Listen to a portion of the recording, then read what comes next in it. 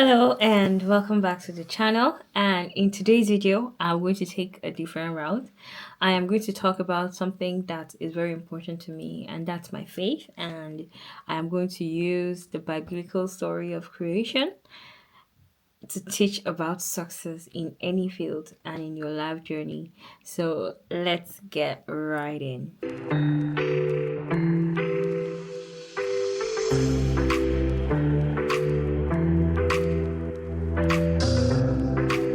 Okay, welcome back to the channel. And I'm going to be looking at Genesis 1. And in Genesis 1, chapter 31, it says, "And God saw that everything he had made, and behold, it was very good." The Bible opens first with the character of God, and it shows us that he predates time and existence. It shows us the very nature of who he was before he started to say these things, to pronounce these things, or to actually make the world. So, the first principle that I noted very clearly is God did not bemoan the state of the earth, he did not whine. It said in Genesis 1 that the Spirit of God was hovering over the surface of the water. And so I would believe the Spirit was hovering over the surface and providing a ground for the work to be done, right? And so he gave us a principle of success, and one of the principle is that you do not whine about a situation, you take action and see what can change, right? That is very important for anyone, starting now, for anyone, just your journey as an individual, as a child of God, as anybody, that you don't need to sit and be all whiny about the issues that you face, the people that cause so and so problems to you. You need to take charge and take action to get whatsoever you want. The success principle two would be he started his creative process with a pronouncement. So the Bible said that he started with "let there be light," and that was in Genesis 1 verses 3. And "let there be light" then brought out everything, because light created the ground to actually see. So imagine if there is no light, or if there's no light, there's a lack of vision is what makes the people perish.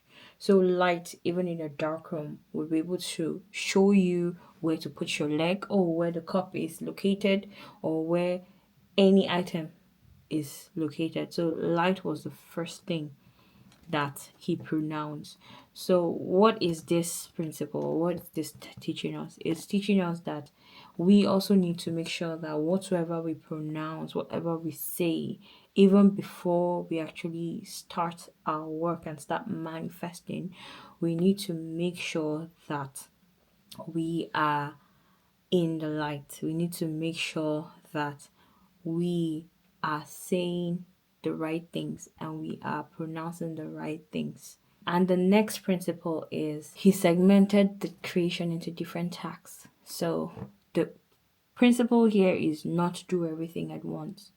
It was a day, a day, a day.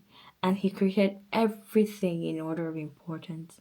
He created everything with a purpose. He created what the animals would need before he created the animals. He created the bodies of water, that's the inhabitants, before he was able to create the fishes, because that was where they were going to live. So it's very important to also have that in our own lives, where we segment things. We don't do things all at once, because doing it all at once sometimes might just make you to not to fall, or someone like me, I might just not even take action because I'm trying to do everything and just do it every at the same time. So it can be very overwhelming, and God shows us that another principle to succeed in life would be to make sure that you outline and also segment things.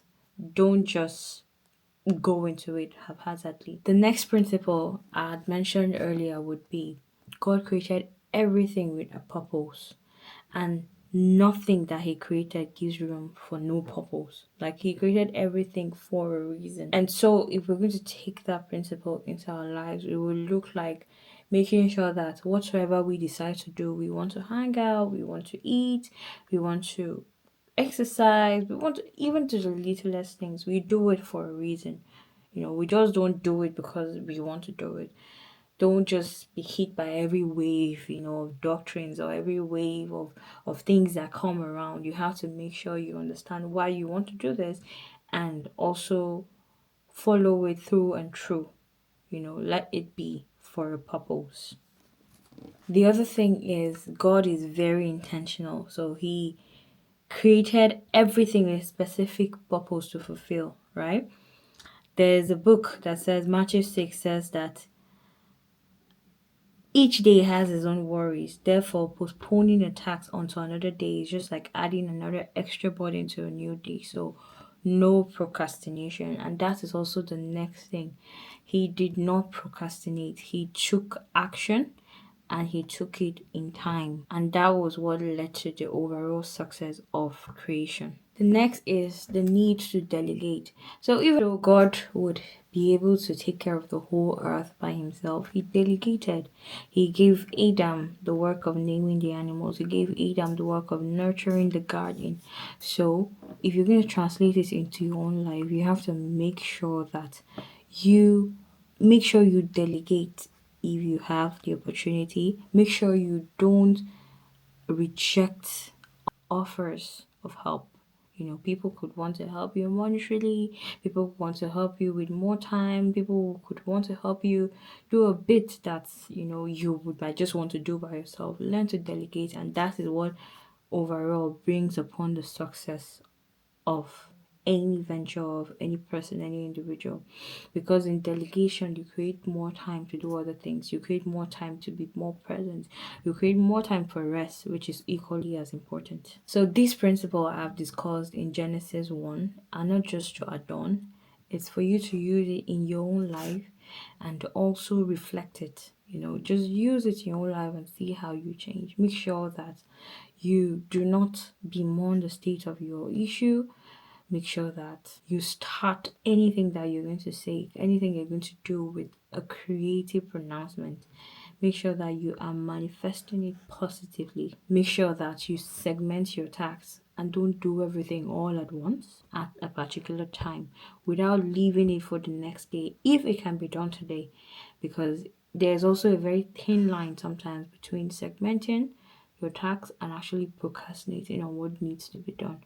So you would also need to know that there are tasks that I cannot procrastinate on. I have to get this done and do it today so that tomorrow I'll have this to do. The next is live your life with intentionality. Make sure that everything you do has a good purpose. Make sure that you delegate tasks. Make sure that you accept and receive help when you need it. Make sure that you don't just run yourself down because you want to do it all by yourself. And I hope that with some of these principles that I brought out from Genesis 1, you're able to have a blueprint or you're able to have some sort of advice onto what to do at what given time. So if you liked this video, share, subscribe, and also drop the comment what other principles that you would have picked from Genesis 1 that I haven't mentioned. And do well to subscribe for more. And I'm going to see you in the next one.